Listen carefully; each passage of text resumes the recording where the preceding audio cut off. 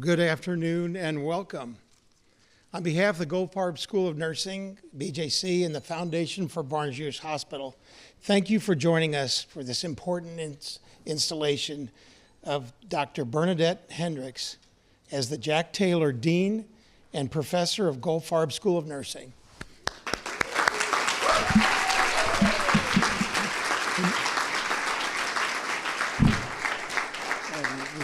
You guys, can you all hear me in the back?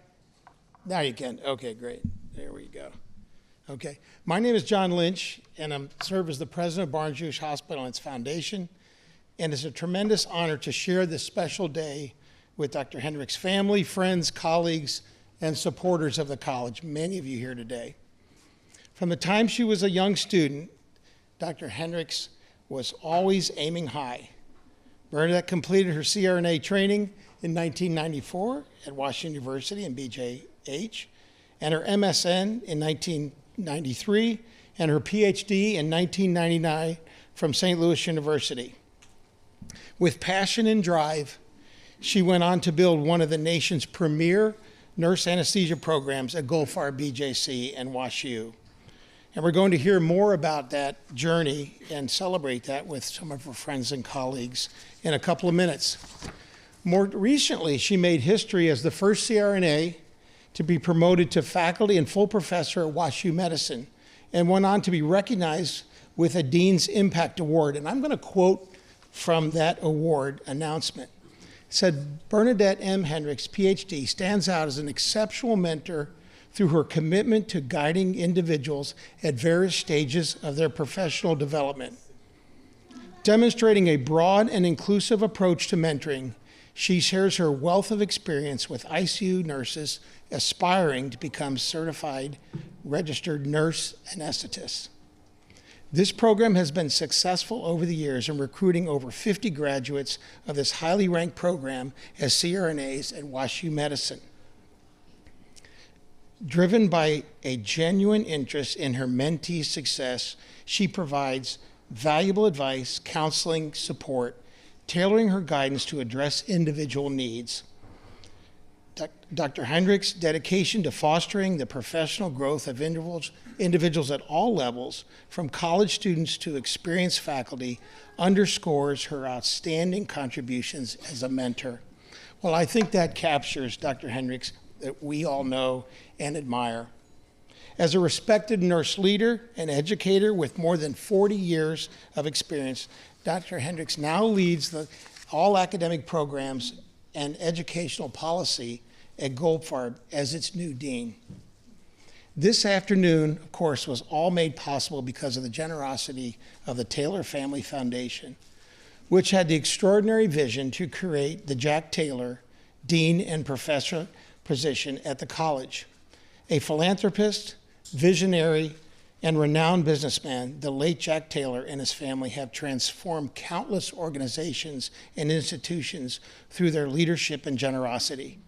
Throughout the years, the Jack Taylor Dean and Professorship funded and supported initiatives by the dean at the college to accelerate faculty development, expand research, and further the work and leadership at the college. Dr. Henrichs' wealth of experience, passion, and expertise will continue the spirit of the Taylor's family gift to further transform the college as a national leader in nursing education. I would like to take a moment to also recognize some other folks here. We have a number of wonderful donors, including Jane and Fred Schmidt, for their ongoing and substantial support of the college, including a behavioral health and wellness programs. I see a number of other really incredible donors that have supported the college over many decades. And we are so proud and honored to welcome Dr. Henrichs to the college leadership team as the dean. Her legacy at Goldfarb is already profound, and with this new chapter as dean, her full impact is only just beginning.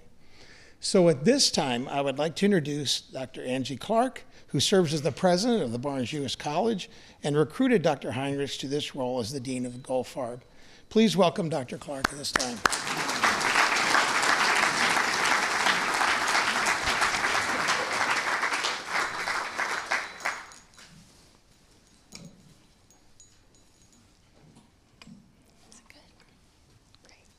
Good afternoon.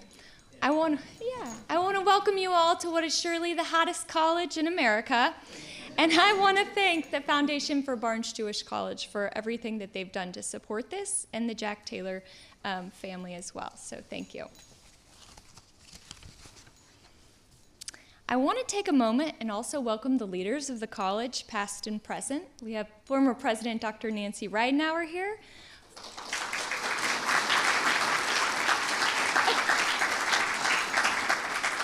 There you are. I'm glad I see you. Okay. And then former Dean, Dr. Gretchen Drinkard.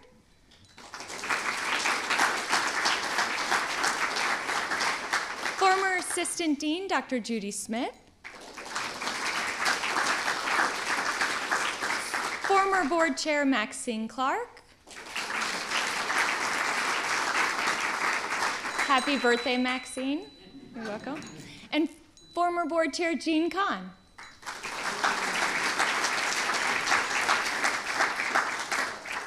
This afternoon, we gather not merely for a ceremony, but for an installation, a formal acknowledgement that leadership has already been proven, excellence has already been demonstrated, and that the moment has arrived to align title with impact. It is my distinct honor to stand before you as we install Dr. Bernadette Henrichs as the Jack Taylor Dean of the Goldfarb School of Nursing. For many in this room, Dr. Henrichs requires no introduction, though she certainly merits one. Her excellence is already woven into the fabric of this college. Professor and founding program director of the nurse anesthesia program at Goldfarb, and former director of the CRNA Education and Research in the Department of Anesthesiology in Washington University School of Medicine, and founding program director of the Goldfarb WashU PhD in Nursing program. Over the course of your career, she's demonstrated and educated thousands of students, built one of the nation's premier nurse anesthesia programs, sustained an active clinical presence in the operating room, and somehow still manages to answer emails and submit grants very timely. Dr. Henrichs is what happens when intellectual rigor, moral clarity, and untiring stamina share the same CV. In 2004, she launched the first CRNA program at what ultimately became Goldfarb School of Nursing. Today, that program is accredited by the International Federation of Nurse Anesthetists, only the second in the United States and the fourth in the world at the time to receive that distinction. It is also accredited by the Council on Accreditation of Anesthesia for educational programs for the next 10 years, and ranked number 11 by U.S. News and World Report. Her career has been studded with distinction. She is a fellow in the American Academy of Nursing, the American Association of Nurse Anesthesiology, and has been recognized with the Helen Lamb Outstanding Educator Award, among the highest honors in our profession. She is a founding member of the Society for Simulation in Healthcare and has advised nearly 80 state, national, and international boards and professional organizations. And at this point, one suspects that these committees may not convene unless you are present. In 2022, she was appointed as full professor, the first CRNA ever to hold a faculty position in the School of Medicine, a milestone signifying CRNA program leaders had a seat at the tables where the future of anesthesiology is being shaped. But her impact is best understood not merely through accolades, but through the classical lens of the four cardinal virtues: prudence, justice, temperance, and fortitude. And perhaps more meaningful in today's language is wisdom, justice, temperance, and courage. And when I shared with Bern that I was going to talk a little bit about her and the four cardinal virtues, she quickly quipped, "Carpenter, Wainwright, Morris, and Waka?" To which I said, "What is that?" So wisdom. For 3 decades, Dr. Henrichs has proven that prudence is safety and wisdom in motion. Her leadership is defined by a powerhouse research portfolio, including $33 million in national clinical trial, over a dozen federally funded grants that have fundamentally advanced simulation science and machine learning to prevent life-threatening emergencies. And her greatest impact is infusing these data and learnings throughout our CRNA program. As celebrated at December's convocation, students of Henrichs and Dr. Avedon, who you'll hear from soon, receive a master class in humanism during their 36-month program. This isn't theoretical wisdom, it is living legacy carried forward by the former students who now lead our programs and operating rooms, practicing the very excellence that was instilled with them. Dr. Torres, Dr. Perez, I see you over there. Justice is reflected in her unwavering commitment to rigor and opportunity through accreditation leadership, curricular architecture, admissions reform, and mentorship. She has strengthened the standards that are uncompromising and inclusive. Excellence in her stewardship is never accidental and never exclusionary. And then there is temperance, perhaps the rarest virtue in modern leadership. As Aurelius said, "Let nothing be done rashly and at random, but all things according to the most exact and perfect rules of art."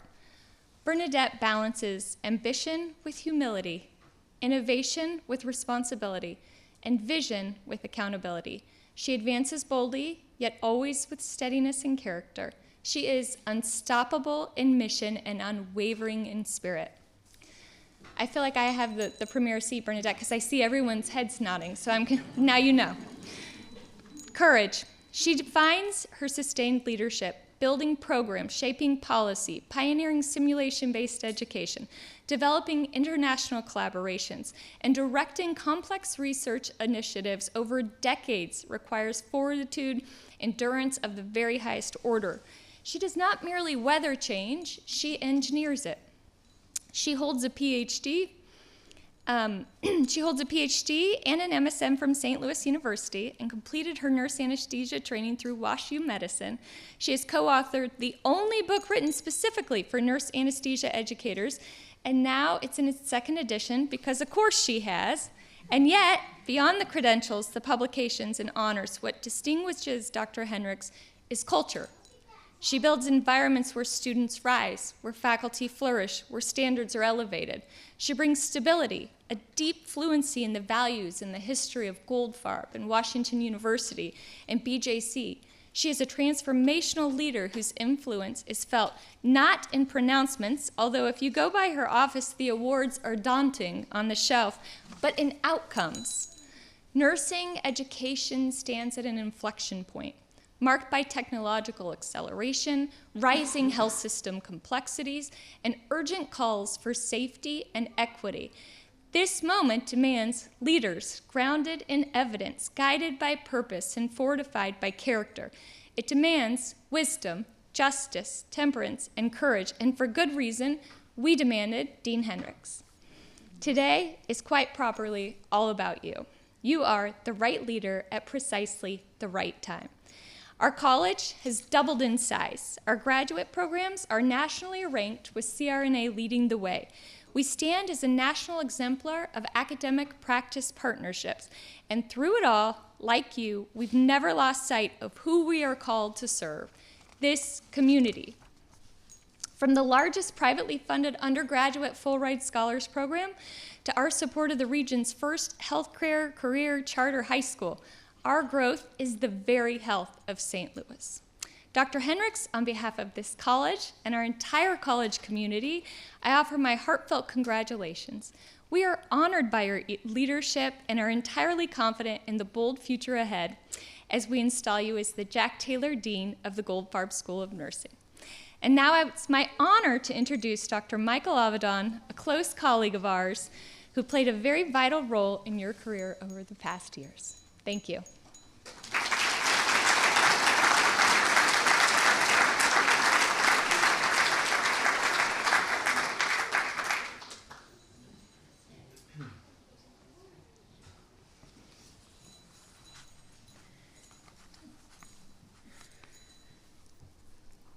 Good afternoon,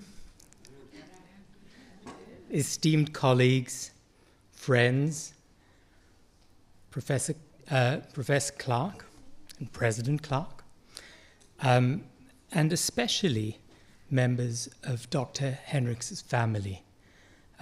It's lovely to see so many of you here today celebrating with us on this extremely exciting and heartwarming occasion. Bernadette, it is a privilege for all of us to be here today, to celebrate and honor two individuals who exemplify philanthropy in its truest sense, Jack Taylor and Bernadette Henrichs. Today,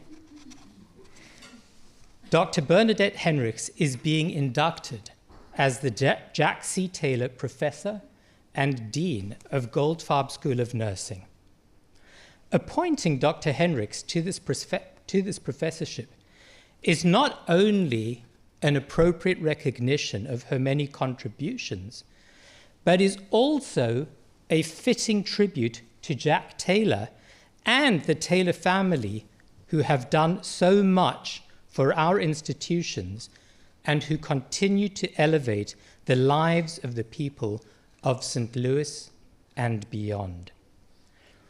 Jack Taylor, who served as a Navy fighter pilot on the USS Enterprise during World War II, created the business model of customer-centered motor vehicle rental, which he named in honor of the war's most remarkable ship.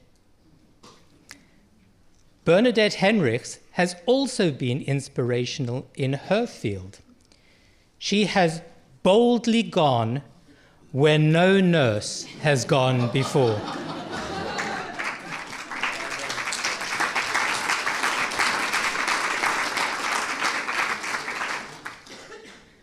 By the way, I'm sorry, I'm just interrupting my speech for a second. I'm seeing the wonderful Sugi Watanabe in the audience, and I have to give a very special and heartfelt welcome to you, Sugi. How much you've done for all of us and how much you've contributed as well. So just a special shout out. Thank you.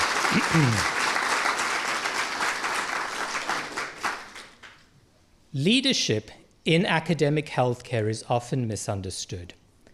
It is not about bombast, it is not about mere visibility, and it is certainly not about self-promotion. It is easier to lead in times of feast, and it is far harder in times of famine. Real leadership is revealed under pressure, in uncertainty, in constraint, in moments where the rules are changing faster than the playbook can be rewritten. Bernadette Henrichs has spent her career as a transformational leader. We chose the same word, unsurprisingly, Dr. Clark. She has led not from the ivory tower, but from within the trenches. Dr. Henrichs is truly the rarest of leaders. Listen carefully to my words now, because they're important. She does not desire the title of dean. Instead, she's passionate about doing the work of dean. She does not see herself as being the dean. Instead, she sees herself as serving as the dean.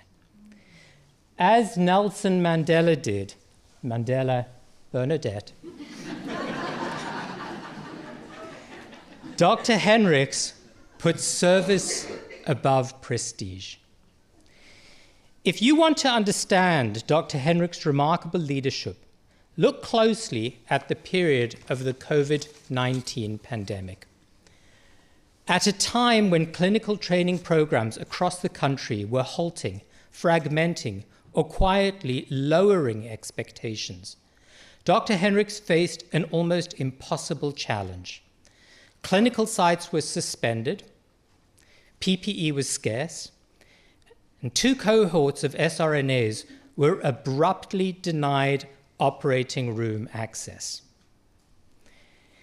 What followed was adaptation with integrity. She redesigned curricula in real time. She created alternative pathways without compromising standards.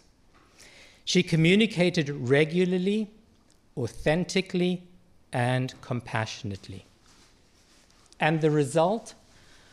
Both cohorts completed training on time. That positive outcome occurred because Dr. Henrichs refused to let chaos and uncertainty define the future of her students. That is leadership. Dr. Henrichs is often described as an exceptional educator. And of course that's true, but incomplete. She is a force multiplier, an educator of educators. Her influence extends far beyond the classroom and simulation lab. It is reflected in curricula nationwide, in publications that shape how nurse anesthetists are trained, and in the faculty members she has mentored to achieve their potential. She has supported ICU nurses becoming CRNAs, CRNAs becoming educators, and educators becoming leaders. For Dr. Henrichs, mentorship is not about ownership. It is about belief in the potential of others. She did not inherit a fully formed legacy at Goldfarb. She built one. She relaunched the nurse anesthesia program in 2004. And as you heard from Dr. Clark, she secured international accreditation. Quite remarkable. She helped build a clinical simulation environment that is now a national model. She recruited graduates who now form the backbone of clinical excellence across our health system. And certainly I can say that Dr. Lynch and I are deeply grateful to you for that. And she did all of this. She did all of this. I'm pausing here. Think about my words that I'm about to communicate. She did all of this while remaining clinically active.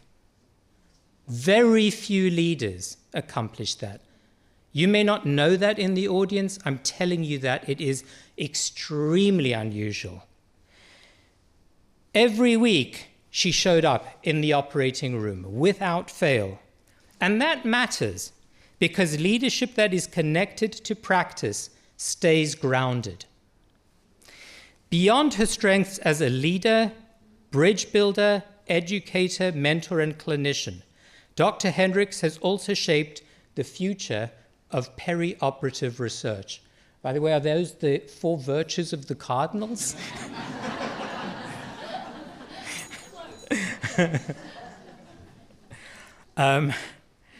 She has pioneered the use of simulation as a scientific and didactic instrument. She has collaborated in several major clinical trials. And she has spearheaded studies at the intersection of telemedicine and artificial intelligence. Unsurprisingly, a remarkable number of awards have followed her accomplishments. These accolades are far too many to list. They include multiple nominations for nursing excellence, honors for major impact and service, plaudits for scholarship, endorsements for education and mentorship, recognitions for national leadership, and fellowships in the most august professional academic, nursing and anesthetic organizations. It's a lot to take in, I know. But don't forget, there is also Bernadette, the person, the friend, and the family member. The runner who starts her day before dawn. The cyclist who has the stamina of the Energizer Bunny. The reader of the morning paper. The grandmother on the sidelines of soccer fields and baseball diamonds. The woman who grew up on a farm in southern Illinois. One of 11 children. Who learned early that responsibility is shared and effort is not optional. That background shows in her humility, in her steadiness, and in her refusal to confuse authority with ego. So why Bernadette Henrichs as dean? Because she understands education as a public trust. Because she believes that excellence and compassion are not competing values. Because she leads without spectacle and teaches without condescension. Because she elevates others consistently, quietly, and effectively. And because in moments when institutions are tested, she does not follow the easiest path. She does what is right, unafraid of taking the road less traveled.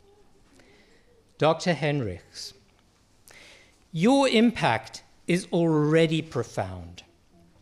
Your legacy is already secure. But today is not about looking back. It is about what comes next. As the Jack C. Taylor Professor and Dean of the Goldfarb School of Nursing, you assume a role that fits you perfectly, not because of the title, but because of the trust it represents. On behalf of your colleagues, your students, your institutions, and the countless patients whose lives are better because of you, congratulations. We are grateful, we are proud, and we are ready to follow your lead. Thank you very much.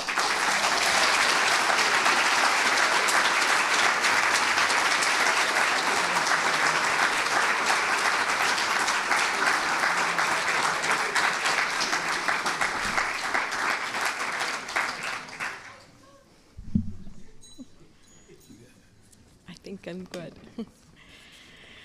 Well, thank you, Dr. Lynch. Thank you, Dr. Clark. Thank you, Dr. Avedon, for those kind words.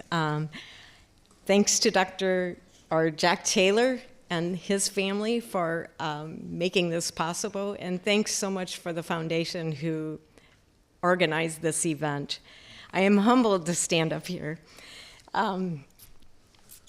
But I will do my best over the next hour. No, just joking.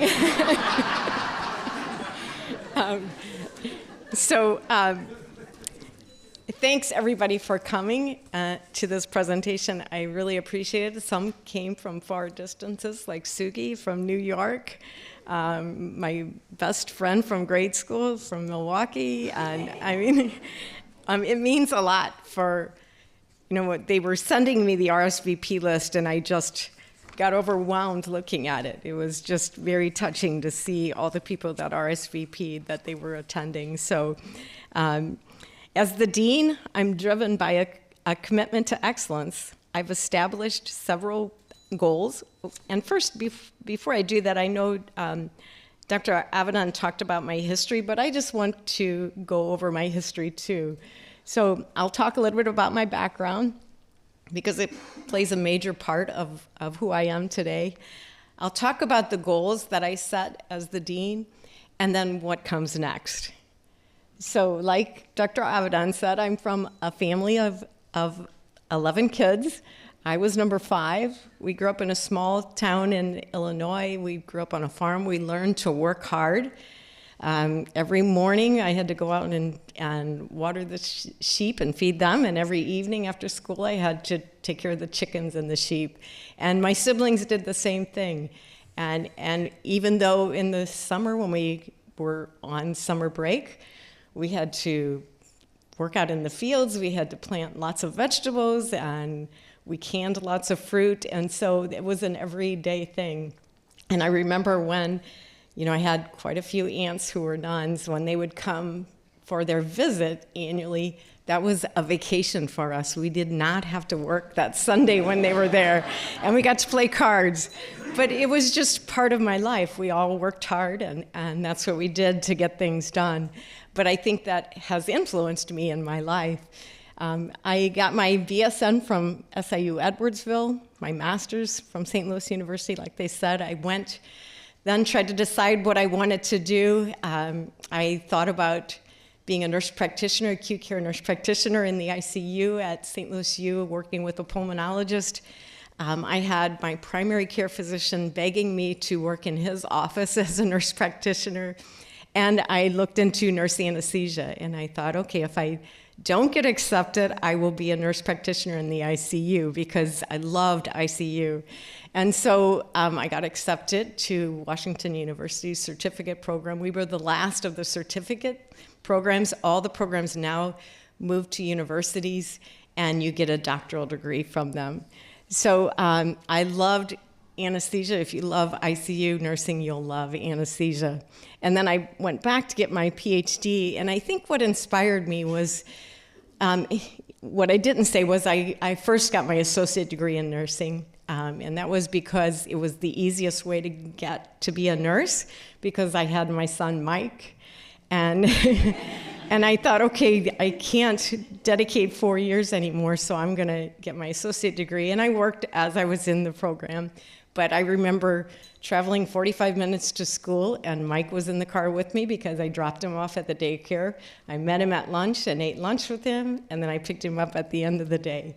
But when I graduated from my associate degree in nursing, one of the professors gave me a card, and there were 80 in our class. We ended up graduating 28.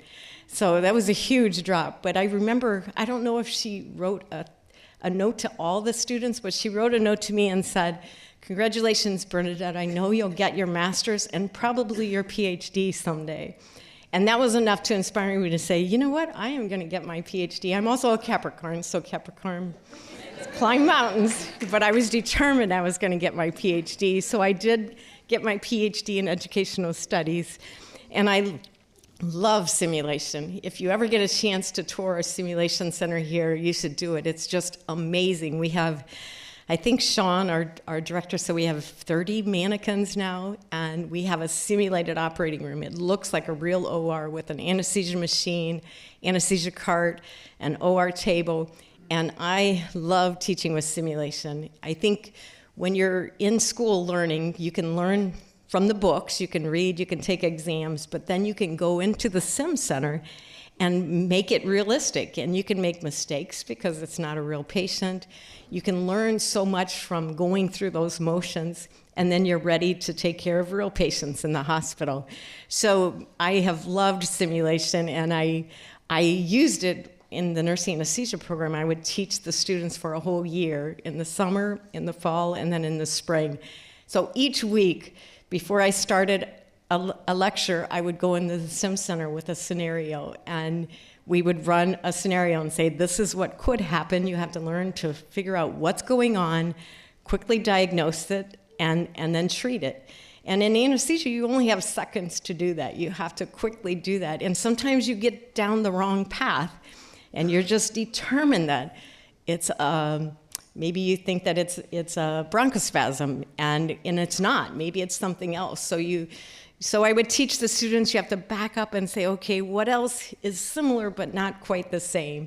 And so to me, it was just a great way to teach. And I think it's wonderful, and it really prepares the students for the hospital. And then because of that, I got my certification as a healthcare simulation educator. The other certifications are Certified Registered Nurse Anesthetist and Critical Care Registered Nurse. So who am I? Well, I was an RN, like I said, for over 40 years. I was a CRNA for over 30 years. When I worked in the ICU, I was the assistant manager, and then I became the manager of the ICU that I covered. But then the hospital at SLU asked me to be the nurse educator, so I was the hospital educator for nurses. Went back to school to be a CRNA. I knew that I wanted to educate, and we had a program that the old certificate program at WashU was moved to SIU, so we had those students coming. And then eventually we started our own program, which I was very excited about. But in the meantime, I served as chief CRNA for a short time, for a couple years. I was the assistant program director of Webster and the assistant under Gary Clark, who started, and he's here today, who started that program. And then when we built an affiliation with SIU, I was that assistant program director for 4 years, working in the WashU anesthesia and going over to SIU. And then I started our nurse anesthesia program, I should say we did, in 2004. It wasn't just me, it was a group of us, CRNAs. So like Dr. Avedon said, I have always worked in the OR. I actually still do some shifts from 3 p.m. to 7 p.m. I appreciate Dr. Clark allowing me to go over there a couple times a month to do that. And it's so rewarding. I get into the OR and I just think, oh my gosh, this is such a great career. I love giving anesthesia. And so it's very rewarding, and I'm happy that I can still do that. But I'm a researcher, and I can tell you the interest I got from researchers from Dr. Avedon. He came over from to the US and said, can you do some research with me? I want to do some research. And I thought, oh my gosh, I have a physician asking me to do research with him. And he opened the door to many other research projects, and he truly is a huge researcher. I was a consultant. I think you saw some of the pictures. I went to the UK, I went to China, I went to some programs in the US. Sometimes I just helped them without travel. Sometimes they wanted me to come there and give them advice. I've presented on all kinds of different topics related to anesthesia. It's easier to talk to people that you don't know than it is to talk to a group of you that everybody knows me, so there's much more pressure presenting now than there was going to some place where you don't know anybody, but you're going to talk about remifentanil or whatever the topic is. I am a reviewer for the AANA Journal and for the Clinical Simulation in Nursing. I enjoy that. You read the article and then you decide if it should be published or not. You give them feedback and say, should there be revisions, or should it be published, or maybe it shouldn't be published. And then our Council on Accreditation for Nursing Anesthesia Programs has reviewers that go to the sites and do routines, whatever the program is due for. And I've been doing that for 21 years, which has really opened my eyes. When you are a reviewer, you really understand the standards and you know what you need to do to follow them. And then you go out to these programs and see, are they following the standards or are they not?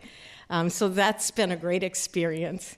And I became a fellow of the American Association of Nurse Anesthetists in 2021, and a fellow of the American Academy of Nursing in 2023, thanks to Dr. Clark, who nominated me. And so now here I am as dean. So where do I go from here?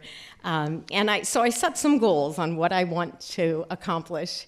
And so I chose 3 major goals. The first one, advance the health of our region through education and accessibility.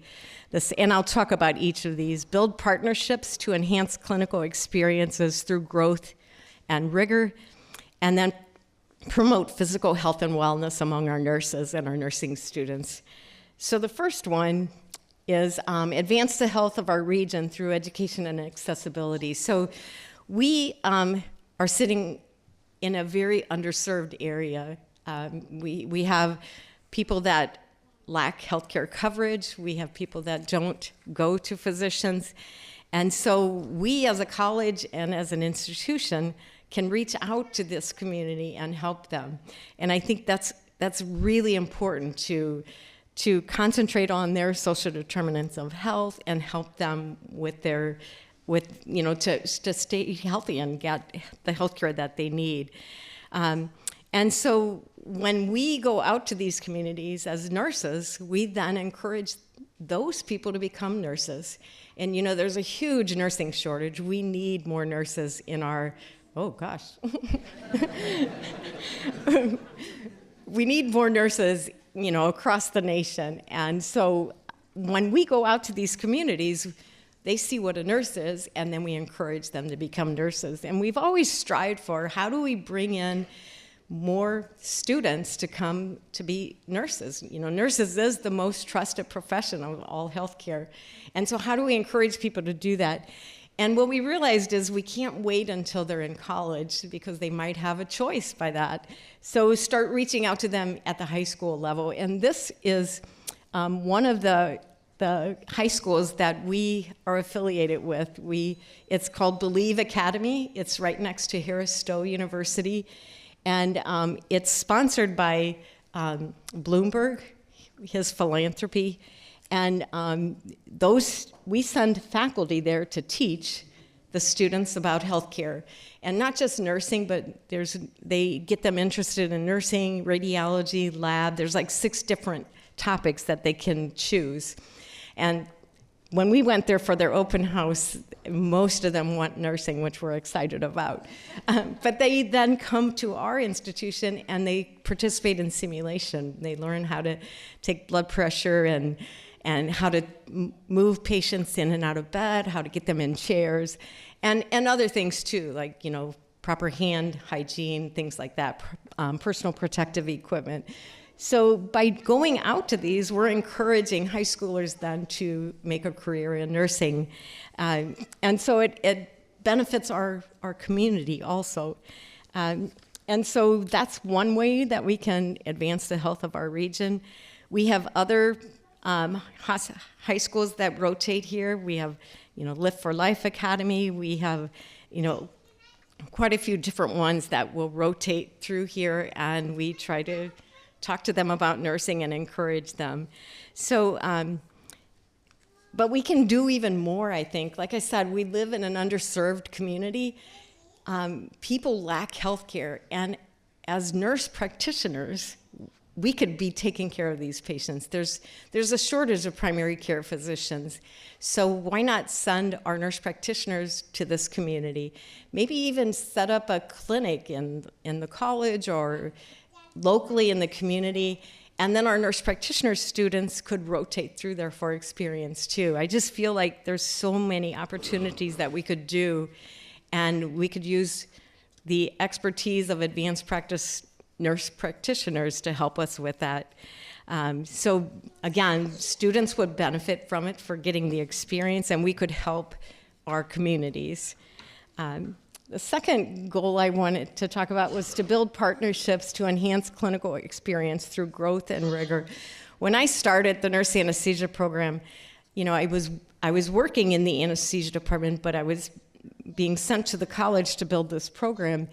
And I reached out to WashU Anesthesia and said, we need the nurse anesthesia students to train here, and we need them to train at Children's Hospital.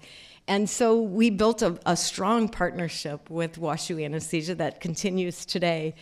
But now it's grown even more, and even especially with the help of Dr. Clark, because she has partnerships with all these hospitals that are in the BJH system. And so she has helped open doors so that we now send, both her and Dr. Avedon, that we now send students to Progress West Hospital for regional anesthesia. We send them to Missouri Baptist for OB, and for the main OR, we send them to Barnes West County for experience. And so there's so many other hospitals that we can build partnerships with that I want to continue in that role. And just, you know, the more partnerships we can do, the better it is for our students and their clinical experience.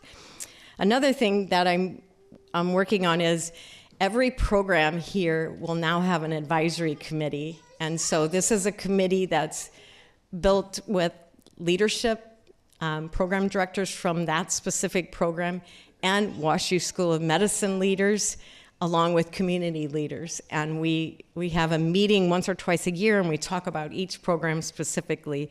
So I think that's so important to build that partnership that way. And if you get them involved with the annual meeting and you talk about the future goals, you'll get their support too. So I always feel like we sit on a gold mine here. You know, we have this great hospital system, we have WashU School of Medicine, and there's so many more opportunities that we can do.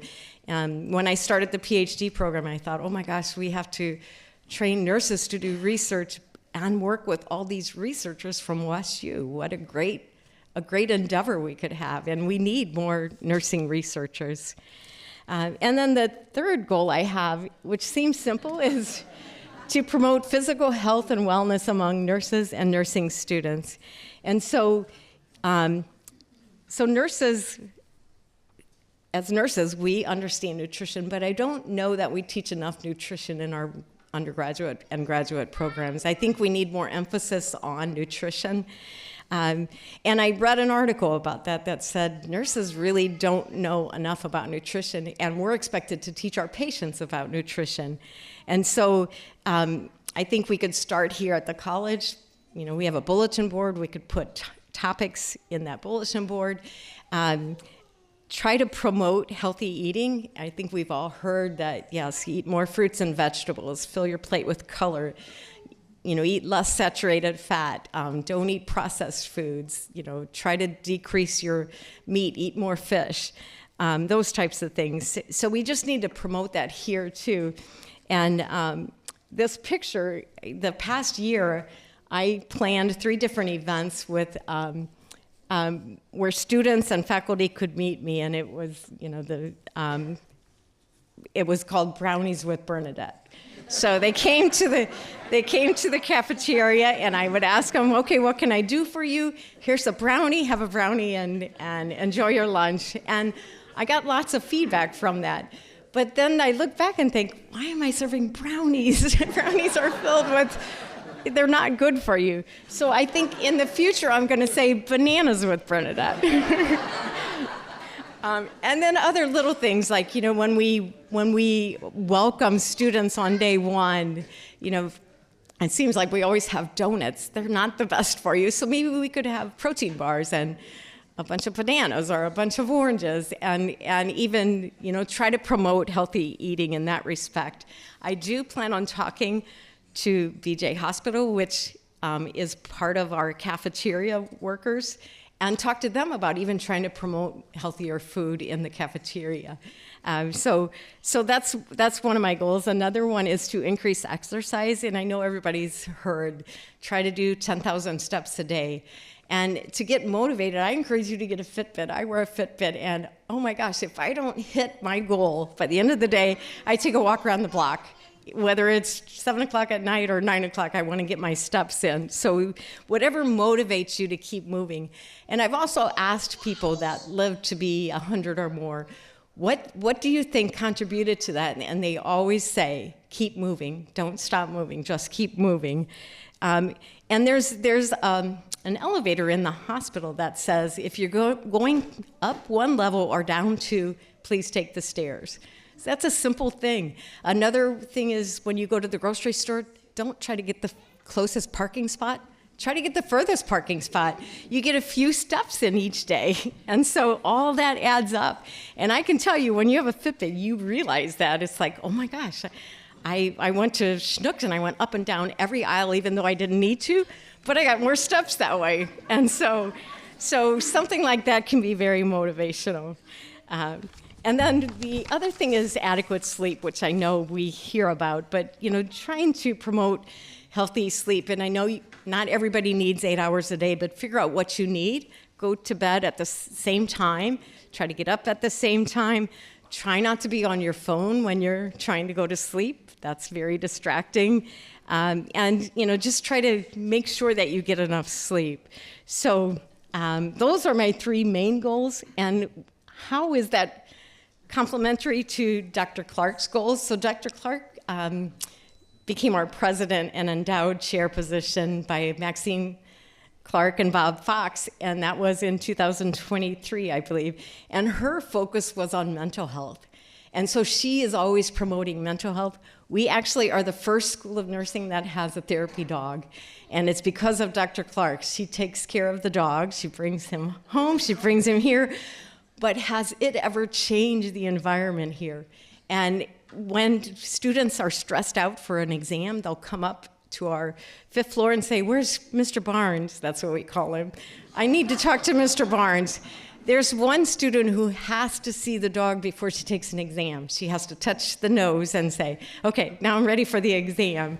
So all those little things make a difference. And I can tell you, even in meetings that we have walked into, the tone changes when we bring Mr. Barnes. It's like everybody's in a happier mood. And so we have to work on that and making sure that we have healthy mental health, but also healthy physical health. And like I said, exercise, eating, and sleeping are all important for that. So we always say we're kind of the yin and the yang. We're different, but we complement each other too. Mental health goes with physical health. And so another thing I want to talk about is in nursing, a lot of times schools of nursing will choose a theorist to say, how do we base our nursing classes and our teachings? And there's different theorists out there. There's Dorothea Orem, who says self-care deficit, you have to, if somebody is lacking something, they have to learn to get by without it and make the best of it. Martha Rogers is one who I always thought was way in outer space. And I'm like, oh my God, she is a weird nursing theorist. But Dr. Clark likes her and made it. And she told me some good things like, no, she talks about empathy and caring. And I'm like, okay, maybe she isn't so far out in outer space. But my favorite was Sister Callista Roy, and she talked about the adaptation model, that you have to be healthy, you have to be well, and when things come up, you have to adapt. And you have to teach your patients to adapt. And so I loved Sister Callista Roy. I have books in my office on her. I based my MSN research on her theory and tied it into my research. When I did my dissertation in simulation, I tied it into the adaptation theory, and I had to write about how it correlated. And she even quoted, health is not just the absence of disease, but the process of being an integrated and whole person. And you have to adapt to your environment. I was so excited when I was chosen as a fellow of the American Academy of Nursing in 2023. I sat down with Dr. Clark at a table, and we said, it was a reception, we said, hello, we introduced ourselves, and she goes, I'm Callista Roy, and I'm like, oh my gosh, the Sister Callista Roy I'm sitting next to. And she was 84, and I said, oh my gosh, sister, I have all your nursing theory books, and I love you, I used it for my dissertation and my thesis. And she was like, well, whatever. And she's a very humble person. But we got to toast champagne to her. And so that was the highlight of my career, I think, meeting her. So this picture you saw before too, but we're on the path to high achievement and national recognition. I think Dr. Clark has done amazing things, like she said, doubling the enrollment. But we have more to do. We can reach out even higher and be even better than we are now. And I think we're on that pathway. And this, I think, it's a good picture of how we're working with the hospital leadership, we're working with the anesthesia department leadership, and building these partnerships and trying to make the best of every program. So together, I think we can build a future where excellence is the norm, and we always strive for patient safety. So this is a picture of one of my students in the simulated operating. Like I said, I love simulation. I just think it's such a wonderful way of teaching, because if they make a mistake, that's okay. They can learn from it, and they will never forget it. If they make a med error, and this mannequin actually blinks and he breathes, and if you give too much narcotics, he quits breathing, he turns cyanotic. If you give him too much of a pressor medication, his pressure will go sky high, and then the students can learn, oh my gosh, maybe I should be more cautious with giving this medication. And it also teaches them how to make diagnoses on, in anesthesia, like I said, you have very short time, in seconds, you have to diagnose what's happening, how am I going to treat it. And this is just a great way to teach it through simulation. And so, like I said, this is one of the pictures of one of my students. So I always believed in nursing excellence and patient safety, and that was always, I gave the students, every year I gave a talk on patient safety and decreasing medication errors. I think it's always a reminder for us to hear those things. And I think we made sure that the nurse anesthesia program held strong standards. We followed what we were supposed to do. We followed the standards. We made the students do what they were supposed to do. One little thing is the students were not allowed to wear jeans and a t-shirt to class. They had to dress businesslike. And then you start hearing faculty say, oh gosh, I can pick out the nurse anesthesia students just in classroom. And I think when in the operating room, simulated operating room, at first I just had them wear their street clothes, and they acted giddy and didn't take it serious. So then I started saying, okay, you have to wear scrubs. Just like you are in the OR, you wear your hat, your scrubs, your mask, and they took it much more serious. And so just living up to high standards and expecting that, I think you can elevate programs. And we had, the Council on Accreditation came the last 10 years ago. We got a 10-year accreditation, which means no citations, and you get 10 years from it. So they were back again last spring, and in the fall they made a decision to give us 10-year accreditation. And so this was the site visitors along with the nurse anesthesia team, which meant we had no citations again. And I think we also, through the CCNE accreditation, our graduate programs, MSN, postgraduate MSN, and DNP also got a 10-year accreditation. And so these are high standards that you have to routinely do. You can't start working on them 6 months before they come for their site visit. You have to do it for 10 years. And so I think we now have that expectation. We're going to do this, and we're going to, in 10 years, get that accreditation again. So again, just always striving for excellence and patient safety. So I want to end today just thanking all the people who have influenced me in my life. I'm the person I am today standing up here because of everybody in this room, really. But there's specific people that have made a difference. My mom and dad, who taught me, to be kind and do the right thing. My siblings, who you learn to work as a team because you couldn't be out on your own.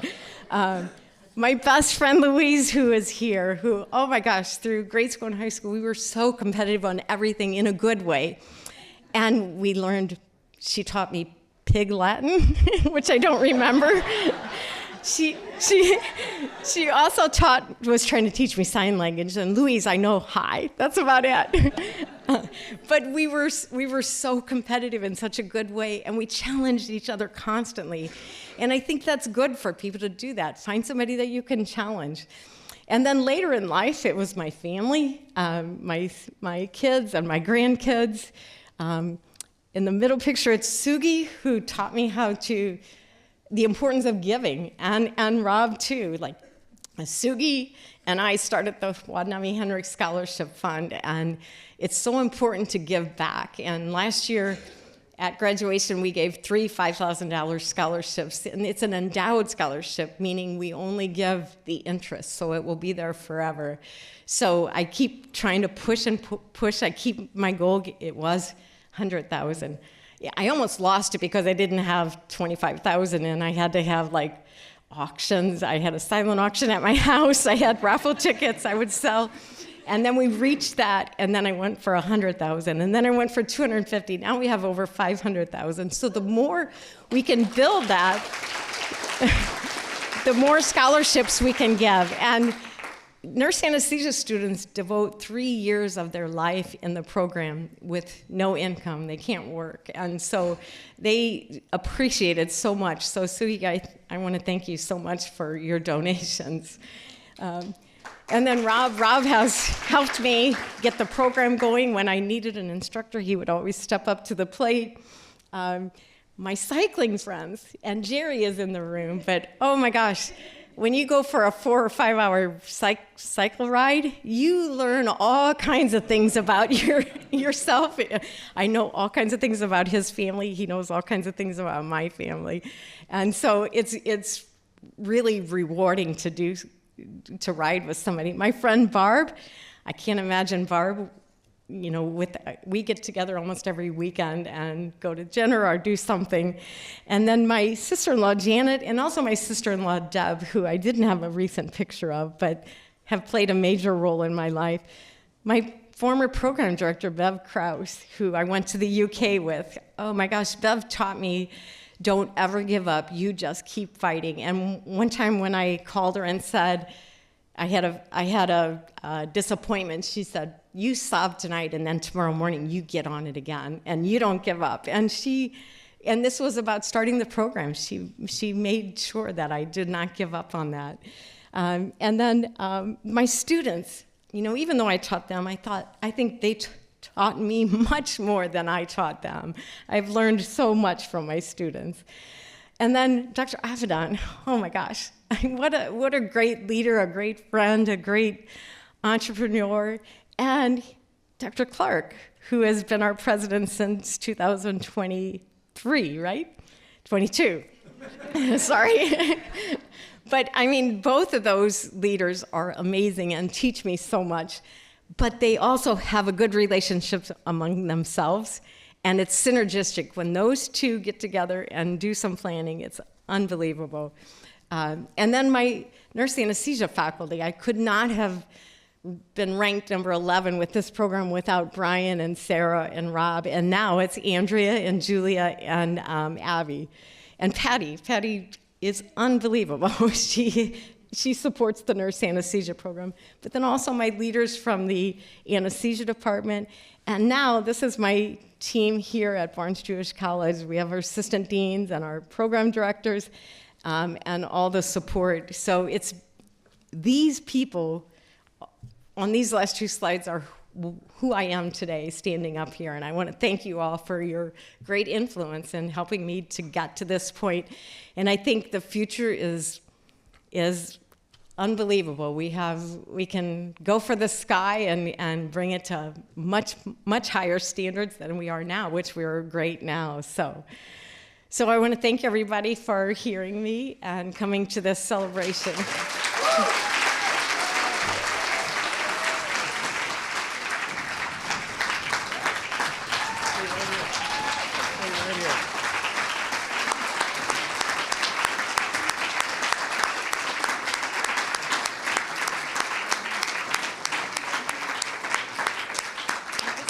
Stay right here. Stay right here. Okay, we'll have a seat for a second. Stay right here. Stay right here. You stay right here.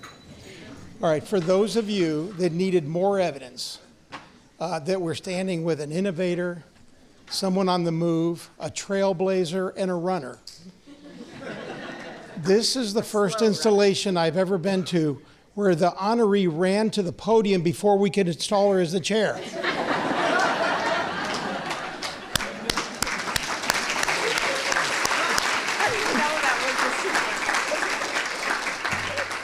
Of course. So, on behalf of the faculty, staff, and trustees of the Goldfarb School of Nursing and the Foundation for Barnes Jewish Hospital, I hereby install you, Dr. Bernadette Henrichs, as the Jack Taylor Dean and Professor of Goldfarb School of Nursing. And if you all will join me up here, we're going to confer this chair.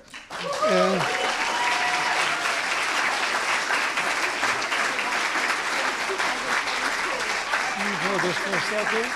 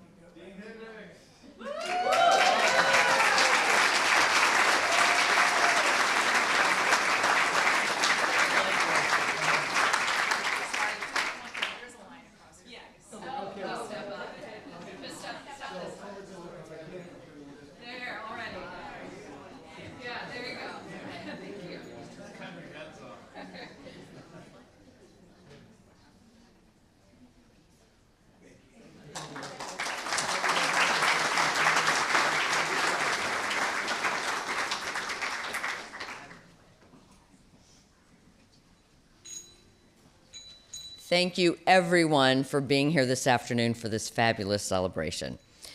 I'm Dr. Mary Jo Gorman. I'm chairman of the board for the Goldfarb School of Nursing. Congratulations, Dr. Henrichs. We are really honored to have you as the Jack Taylor Dean and Professor of the Goldfarb School of Nursing. We look forward to the many positive influences you're going to have on the next generation of exceptional nurses and also the teachers who are teaching our exceptional nurses. We want to thank the Taylor Family Foundation for your vision and generosity that makes the dean position possible. We're also grateful for any donors who are donating for scholarships to the university because, as you heard, especially for CRNAs, it's 3 years and you're going to school, you're working really, really hard, and you don't get to make an income. So it's a big sacrifice for those individuals to really serve our community. So you know where to send the checks to Dr. Henrichs's. Dr. Henrichs's endowed fund can always use more money.